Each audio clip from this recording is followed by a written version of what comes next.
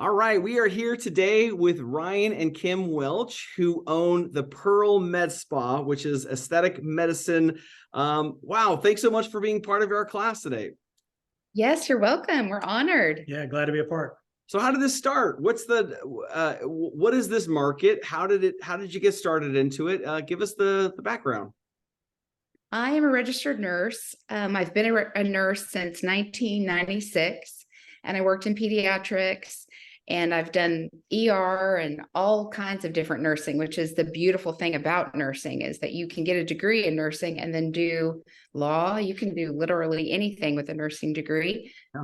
But I started having kids. I have had 3 kids, 2 and under. And so when I had 3 kids, 2 and under, I decided these hospital hours and hard nursing jobs are just too hard for me right now. Yeah. And I wanted to continue to work and contribute to the family. And so I found a job that was just like Tuesday, Thursday, 4 to 8 or something like that. Yeah. And it was doing aesthetic medicine. And I just really, really loved it and just kind of grew from there. And what is aesthetic medicine? Sorry, Ryan, we'll come right to you here, but let's yeah, that's a good question. People typically think of the word Botox, but basically it's so much more than that. We identify facial aging. So anybody that's over 25 is losing collagen in their face. One of the jokes I like to make is osteoporosis isn't just hip selective.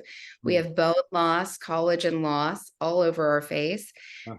And other parts of our body as well. But I really I help people identify what's happening, see if there's any changes we can make to prevent further degradation, if you will, and then see if there's anything that we can do to help those that have, they're maybe just not looking the way they feel on the inside. That's the common thing that I get from my patients is, I just feel like I look tired and angry, and I'm really not. And so I'll do aesthetic medicine, which is neuromodulators, products that relax muscles, and dermal fillers, which help kind of volumize or plump the skin a little bit, collagen stimulants, great skincare, helps you with fine lines and wrinkles, sun damage. All of those services are what is in aesthetic medicine now, but it goes so much farther than that. The industry is actually really young, and it's going to be huge. We get, as a business, Ryan can speak to, we get phone calls monthly of people trying to buy our little small business because they know that the pipeline's big. So and now did you say that you had 3 kids under the age of 2? I do. Yeah. Well, I did. Yeah. We did. Yeah. Okay. And my wife and I, we had 3 kids under the age of 3, and that was chaos. And my wife was home full time with them. I can't imagine trying to work, and that must have been a lot on your plate at that time. We were good partners. It was a lot. So, and that's when she took a little break, to have the kids. And then when they got just a little bit older, so that was probably back in 2007. And that's when the industry was really just taking off. I mean, or actually wasn't even taking off at that point. It was just kind of unknown a little bit. Yeah. And I was working at a bank. I have an accounting degree. Okay. And I was working, the great thing about an accounting degree, you can do anything in accounting, finance, economics, business, because I came straight out. I got a master's degree, and then I went into finance and worked with the stock market for a few years. Then I went to work for a bank in finance and accounting. And you went to work in the stock market for what did you do there? I went to work for Fidelity for a couple of years. Cool. What were you doing there? And I started out just getting licensed in investments, and then I went into just some customer service there for a little bit. Did not last too long there because I moved over into day trading. So I got into day trading. That's how old we are. Yeah. So I worked for a day trading firm for a couple of years, and then I day traded myself for a few years before the stock market crash of 2001. Okay. Wow. And when that happened, the whole stock market kind of calmed down or kind of came to a stop. Yeah. And I went and got a job at the Federal Bank, the Federal Home Loan Bank in their investment accounting department. And so I was doing some accounting with some investments, with some bonds and different things, and interest rate risk analysis. Wow. So that's what I did from 2001 to 2012. Yeah. And Kim started working for a med spa in 2007. And just over the years, we kind of kept, she worked with a couple of different people. And then in about 2016, we finally decided, hey, we can do this. Like, let's do this on our own. So we opened our own spa, hired 2 nurses along with Kim, who were our injectors, and I ran the business side of it. So it kind of played great to our strengths. She's the talent. She goes out there, and she helps people look better and feel better and age better and just everything. And I got to do the back office part, which I enjoy, doing all the numbers, the taxes, the accounting, the payroll, the insurance, and everything else. That's what I enjoy. So we kind of had a good match and a good team. And so we've been doing that for now. We're in, I think, our 7th year of owning our own business. Now, Kim, was there any kind of like non-compete agreement or anything, like going to work for one of these med spas and then going out and launching your own med spa? Was there any like? No, I worked in dermatology actually at the time, and no, there really wasn't. Part of what I do is educate too. So I own my own business. I'm a nurse practitioner now, treat patients as well as educate others on what I do. Right.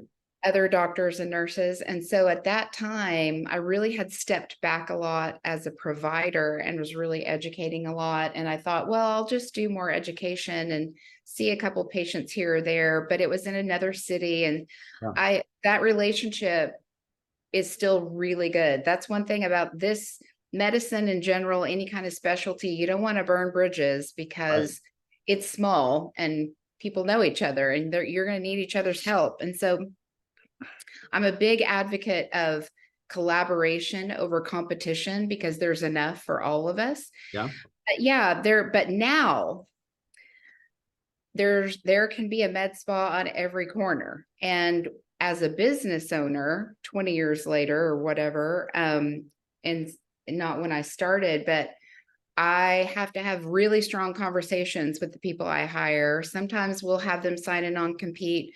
Sometimes we'll just look them in the eye and say, look, we can't keep you from leaving and we can't, but we don't want you to stay if you're not happy. So there's that, but just, we're going to do the best we can for you and take care of you as employees and really treat you well.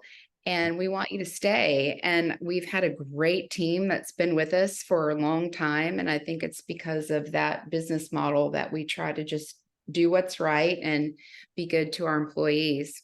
So you launch out on 2017, is that right? You launch your business officially, is that right? Yeah, it was. I mean, I was contract employee, so I was my own business, but so she was her own business, but contracting with other providers. But in about 2016, I think was when we went out brick and mortar. We went out on our own and got our own spot. Is this scary? Like you because you can stay being a nurse and you can stay having a job and it's money coming in and it's guaranteed or whatever. And especially nursing, like there's just always a need for nurses everywhere. And the pay is pretty good. Did you feel like, was it a little bit of a step of faith to jump off and do your own thing?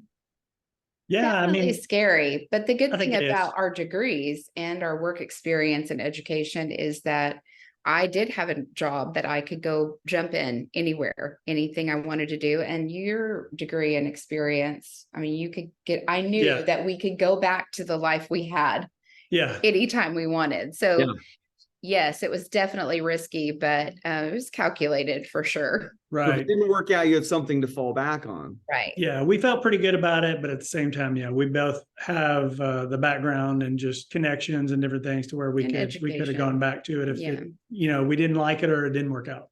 Ryan, you launched at the same time, so you left your job in 2017. Is that right? Yes. Well, I left my job at the bank in 2011. Did a couple of other things in between. But that was when we kind of decided, okay, we're gonna both focus on this, and and try to build this business.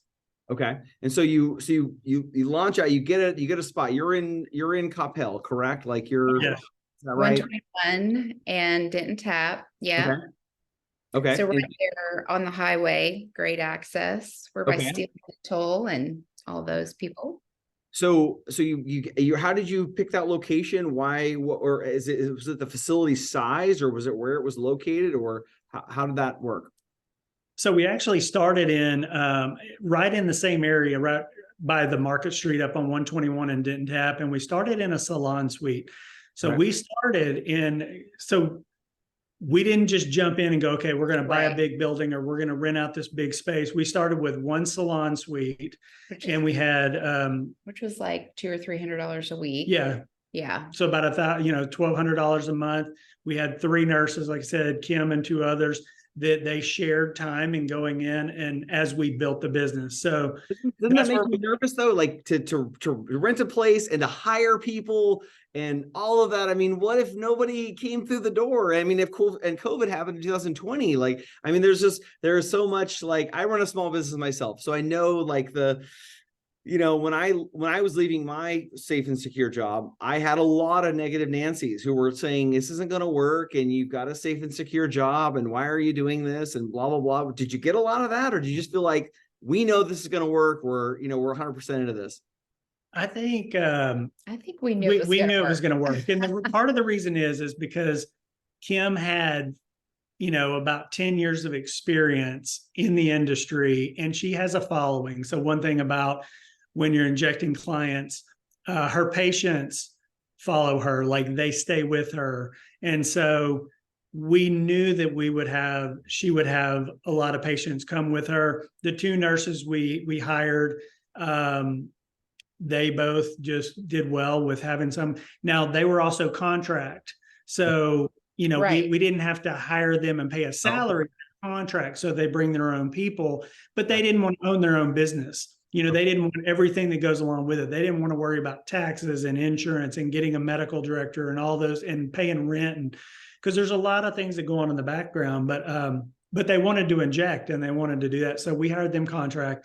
So there was a lot of things. Basically, then if they didn't make money, if we didn't make money, they didn't make money. So that was a good way to start. You mitigated your risk a lot that way. I mean, we did. Yeah. I think, and that's where we felt comfortable and confident in what we were doing, that it would work. How much do you think, I don't know if you guys can reveal this, but how much do you think it was, like, for me to launch my sports camp business back in 2005? It's about $14,000. It was pretty inexpensive. I had to buy some dodgeballs. I had the churches are the ones that run my camps. And so they host the facility. I was basically just using a room in my house. What was your startup to launch this thing? I think that statement or that question right there is why the industry is growing so fast, is because somebody asked me the other day, I want to start a med spa in Oklahoma City and I've hired this group to help me, whatever. And I said, listen, all you really need is a great injector and a good chair. That's all you need. Okay. Because otherwise your product that you purchase, I can literally purchase 1 vial of Botox and have it in my office tomorrow. Yeah. So I don't have to buy thousands of dollars worth of inventory to have a very quick return on that. And I think that's been the success too, is that we've been able to just grow a little bit at a time and pace ourselves to do that. Yeah. So I don't know. I mean, we didn't have anything when I started. Our startup was very low, just like you said with yours, because we didn't have to invest a lot. Now, some people who start med spas, they want to just jump in all together. They want to buy lasers and machines and rent the big place and sign a year lease. We were a month-to-month lease. Wow. That's what salon suites do. Our employees were, or our contractors, our nurses were contract. So if it didn't work out, they could go inject somewhere else immediately. And we pretty much low risk. I mean, what the med spa? I need to invest. Yeah, you better write that down. So great business model. it's low. It can be low risk, but we've got a friend, we know people who have bought med spas from someone else. So they bought it. They paid a lot of money. So theirs was a lot, they had a lot of startup costs. So it depends on how you decide to start. And that's where, based on what you're telling me, it sounds like it's pretty low risk to start your own. If you've got a good injector and you've got a good chair, you can get the Botox tomorrow. Why would someone go out and buy an established spa when it seems like, as long as you've got experience in the industry, it's a pretty easy startup? It's an interesting concept because like plastics and dermatology, they have these big buying groups right now, and they're buying them all up, and now they're all dermatology associates or whatever, and they're run by the man, and the big people, the providers there are on a salary, and that works out for some people, and some people it doesn't. But it just, but then there's every nurse that graduates from college right now wants to be a nurse injector, and they don't have the skill, and they don't have the experience, and and the people will not come because there's too many other options of qualified people. So really, it was just God providing the right time, the right experience, and the space for us to walk into it. But we make it sound easy. Believe me, it wasn't. Well, her 10 10 years of experience in building up a clientele and getting the experience, she had a following. A lot of people, brand new specialty. In a brand new specialty. If someone came along and they're a registered nurse and they wanted to try it on their own, they're going to have more risk. They may not have a lot of startup, but they're not going to have any income for a little while. So it's going to impact them. Someone else who goes and buys a med spa, if they don't have an injector, that is like, I think us having, with Kim being the injector and one of the owners, it helped. So, we've got somebody who just goes and buys a med spa and they are not the injector themselves, then they are relying on someone else to bring the patients in, to do all the injection. So there is quite a bit of risk depending on how you do it. We just, 10 years of experience, has a following. We jumped in. I've got the experience on the back end. It worked out great for us. You like being small business owners? I mean, like my wife works in a corporate job, and it's not for her. And she, that's just not what she would want to do. Some people just don't have the appetite for it or whatever. What do you love about it? And what is the tough parts about a small business?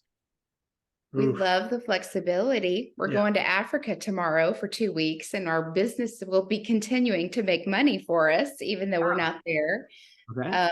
But man, it never turns off. I go to sleep thinking about the business, and I wake up thinking about the business, and it's very, very difficult for us to. Is that because it's kind of your passion? It's sort of like what you love to do. I mean, we love it. Like I love baseball. Like I can think about baseball all the time, right? Because it's my passion. Like if this is your passion, how fortunate are you to, have your job or have your career be a passion for you? It is. I think we are. Yeah. I think we're fortunate. And I think, but like she said, there's the good part is the flexibility, and, we can do different things, but there definitely is the part of it where when different things start happening all at once, that, a lot of fires at one time. Yeah, a lot of fires at one time for different reasons. The fire that you guys have, did somebody get an injection that didn't work well, or they're absolutely. Somebody has a reaction to an injection. We have vendors, if they have, maybe there's a delay in products getting, coming across. If there's, different vendors needing paperwork and needing, different things filled out and everything. COVID happens. And business that is really for people with, what's the word, like money, extra money. I forget the right word for that, but disposable income. Disposable income. We panicked, and I started selling, our skincare and shipping it out to people and trying to stay relevant with social media, which I hated doing, but I had to, and it taught us a lot. And then, I'm not kidding you, the very next year, really probably within 6 months of all of that happening and people staying home, they're doing Zoom calls like this, and they're not traveling. And so now they've got money and they aren't going anywhere, and they're looking at themselves in ways they've never looked at themselves before. And they're saying, oh my gosh, I need some help. So they came back to us really quick, which was actually surprising for the specialty in general. Yeah. It was Guys some able of to the make house biggest calls years. during the pandemic? Were you able to go to their house and inject people, or did you stay But open? we have insurance for concierge medicine, but we as medical providers came back earlier We than a did. lot of businesses. We were just all masked and gloved and all of that. But We were only shut down for about a month and a half. So it's shut down in March. And I think by maybe it was June 1st, sometime May or June, that we were able to open back up, and people came back. They came back Fast. immediately Yeah. because they were, like she said, they were looking at themselves on Zoom, I think, and they're realizing, hey, I need to get rid of those wrinkles. Yeah. And Right. so Man, and Kim, your business, okay, so you run the business at the location in Coppell, but you also travel around and teach people how to do this stuff as well, right? How does that work? It's been very rewarding for me. I do it independently, but I also am a consultant for some of the big companies like Allergan, Galderma, those types of places that make the product. So for instance, Galderma makes Dysport, Restylane, skincare. They're a dermatology, a global dermatology company. So they say, Kim, we want you to go to Sweden and do a key opinion leader workshop. So we're going to come and get my opinion based on what we're doing in Dallas, Texas. And then they're going to say, Kim, we want you to go to Oregon and teach this doctor and nurse about how to use these products. And then we want you to host events at your facility here in Coppell for doctors and nurses to come from all over, fly in and teach them how to do it. And then we want you to come and train our sales team. So I'll teach their sales team how science and the experience from the provider's perspective on how to utilize these products the best. So it is it sounds like it's kind of a diversified business that you've got several streams. It's not just about injections. It's not just about a brick and mortar, but it's about your expertise as well. Yeah. I think that I'm realizing the business is growing, this industry is growing so fast that really people are younger and smarter than me are doing like online subscriptions to come, let me teach you online, pay this monthly membership fee, and I'm going to share all the pearls I know and all that every month. They are making bank because they know the technology and the industry is so young, and everybody wants a piece of it. So I keep hustling, doing the hard stuff. We got to figure out what our retirement plan. Yeah, what's your exit strategy? What's your exit strategy here? Are you guys? I mean, is a sale of it in the future? I would say right now, Ben doesn't want it. Yeah, if any of our children don't want take it, Ben, okay, I'll let.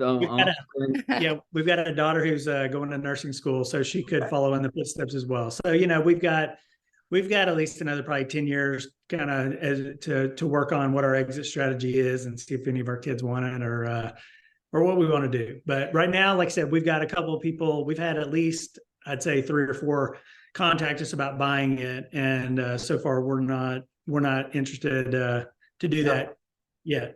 So, but going back to Kim real quick, she is one of the pioneers in this industry, and that's also helped us. When she started, it was kind of just coming on the horizon, the whole thing. And so she got into training and doing all these things early. So she really is one of the experts in the field, travels all around the nation. That's also helped us a lot, just with our success, being able to look at it and just be viable and continue to be that way. That's awesome. How, with the earnings of the business, what is your investment strategy? What do you talk to Ben about at home when it comes to investing? Where do you tell him to put his money, or, what are your, obviously you have an asset in your business that is an asset that could be sold or can continue to make you revenue, but where else do you guys invest as well? Well, we're looking at right now, we have some investments obviously in the stock market. I've got retirement from our previous business at the bank. And so we have various investments like that way. We've also looked at, right now we're renting. So we moved from that salon suite. We only did that for a year. And after a year, we moved into a building with 4 treatment rooms, bought some lasers, hired an esthetician as well. So we have 4 nurses and an esthetician working for us. And a PA. And a PA. And a medical director. and a medical director. And, but That's a lot of people. yeah, we've talked about, do we want to own? So these are all things we're looking at now, you know. Do we want to own land? Do we want to buy a Yeah. building? Do we want to be a building owner and maybe lease out part of it? And so there's different investment strategies you can do, or do we want to use some of that money and go in a different direction and diversify, and maybe not own our own building, but own a different, you know, real estate or something in a different area, just to kind of have different, just to diversify and protect your investments. So Yeah, I love real estate. I bought rental properties in Keller when I first moved here in 2002, and they've tripled in value. I'm so thankful I did. I mean, I love it's been a great thing, but you know, it hasn't always been easy. You got tenants, you got evictions, you got, you know, the toilet breaks, you got all sorts of stuff that happens. But you know, those are all like, I mean, that's you're right, the diversification of it as well. What do you talk to? What's your advice? What's your financial advice to Ben as he's going to go off to college, and what kind of investing strategy would you give him? Man, I think first off, I would say, watch the debt. Don't go into debt. Don't do, you know, that's, I think one of the first things that I would talk to him about is, you know, don't start charging things on a credit card.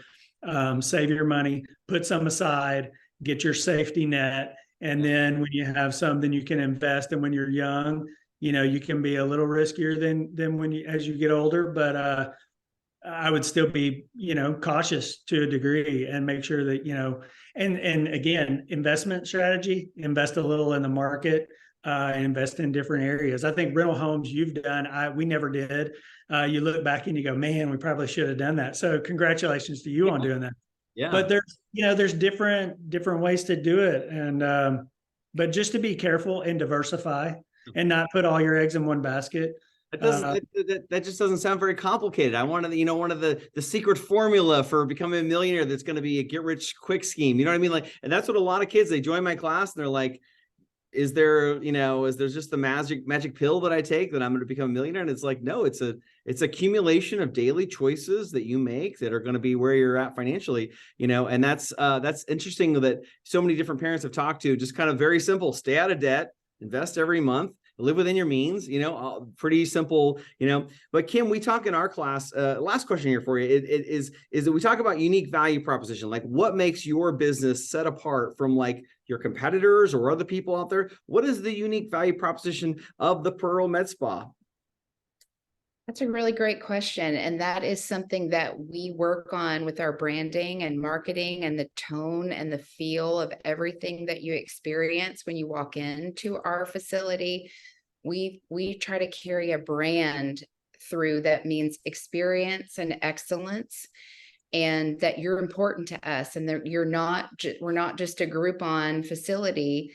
You can go and get that, but you may pay less, but your result will be less. So we try to really base our our model is like the results that you're looking for. You're not necessarily looking to save $30 and get a bad results, and then it costs you more in the long run. So we pride ourselves on our education. We travel internationally with our team and learn all over the world what people are doing. We try to be on the cutting edge of that. But we really have also, just as a team, collaboratively, we've chosen the people that are like-minded, that we can get along with, that are educated. And this is why it works. I'll tell you, the secret sauce is that I am the dreamer. I am the like, oh, let's just see what happens. And he's the one that says, okay, but let's think about it first. Right. So that's the good combo. Yeah. But I've been an entrepreneur my whole life. I look for opportunities to see where is the possibility here. But back to the branding and all of that, I just think that we are different because we are excellent at everything we do, and we want our patients to feel like they're very important to us, and we're not here for a quick buck. We're going to be here for a long time, and we're going to be part of your aesthetic journey. Yeah. And so we want to be around as long as, and in your life as long as you'll have us, basically. Well, it sounds like it's a service and a product that everybody all around the world needs. So basically you get to travel around and see the world as a tax write-off within your small business. Man, how awesome is that? That's amazing. That's fantastic. It is. We've loved every minute. Well, thank you so much for your time, guys. This has been fantastic. I really appreciate it. You're Sounds good. welcome. Thank Yeah. you. Thank you.